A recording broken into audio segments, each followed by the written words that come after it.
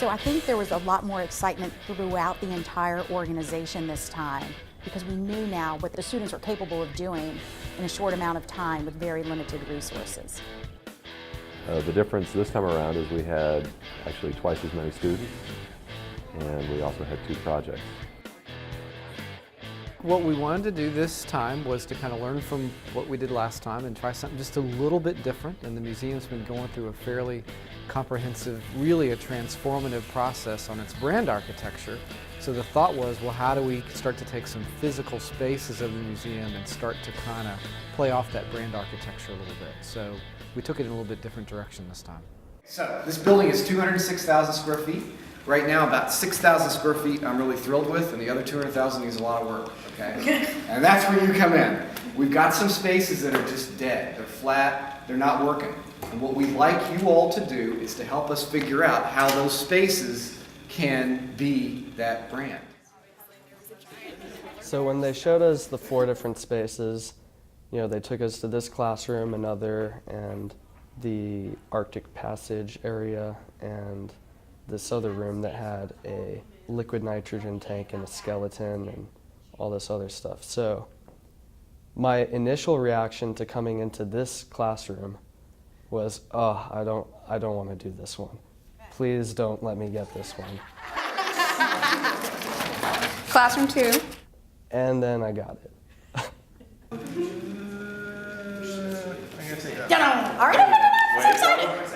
I picked the Arctic exhibit.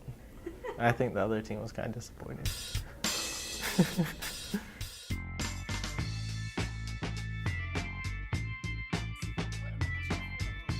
The color of this room was so disgusting. So that was one easy fix. And by easy, I mean, easy to think of, not easy to paint. We also wanted, with incorporating the logo, we wanted to break down the symbols and what they stand for and make a poster for each. And that way when the kids are in the room and if they, get kind of distracted, then at least they're still learning. We were sort of stumped for a time. There was a lot of talk about building an igloo, and we actually decided to stay away from that. We thought it might have been a little cliche. We were really struggling with interactivity. What could we do to draw the people to the exhibit? What can they do in it? So when we finally started brainstorming, we removed ourselves from the exhibit. We started thinking, like, what do people in the Arctic do? And then that's when we got to the ice fishing idea. And then we were looking at pictures of the Arctic, and we found this picture of this ice bridge. There's this huge monolithic structure. And we're like, we need to do that.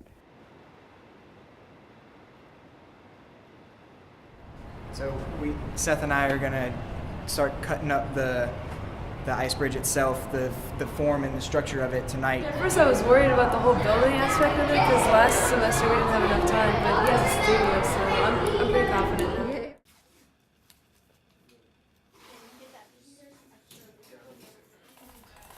A lot of the night was spent painting. Really, like,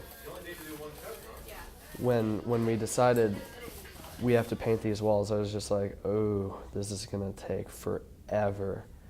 So, we sort of split up. Half of us painted and half of us worked on other things like designs. Go. Whoa! What is it? Is it the thing with and you're gonna drape the ice across? Whoa. There's a whole other thing, a beam that we have to go back and get. Stop. Yeah. Oh my goodness. I'm glad you like it, because it took a long time. Seth, you look like burnt the heck out.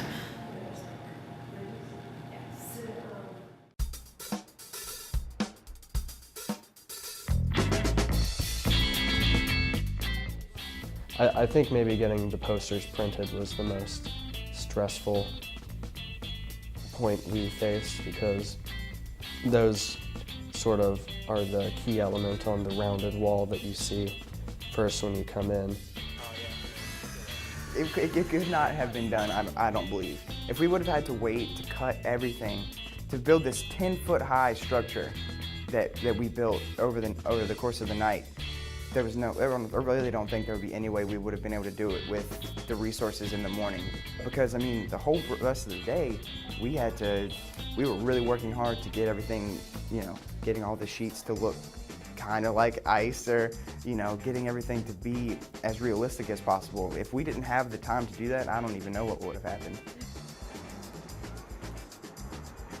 I was down in the printing lab, and the text is coming out, and you were down there like 10 minutes before 4, like our deadline was 4, and it was like 3:50. You're like, 10 minutes, guys? I'm like, oh my God, it's not even like printed yet. How am I gonna get it out, cut it out, and then get it up here so that they can put it on the wall? I really don't even know how we got it done. It's like time stopped for us somehow. The final fish down the hole. Okay. All right. Oh my! Yay! Oh. Okay, it works.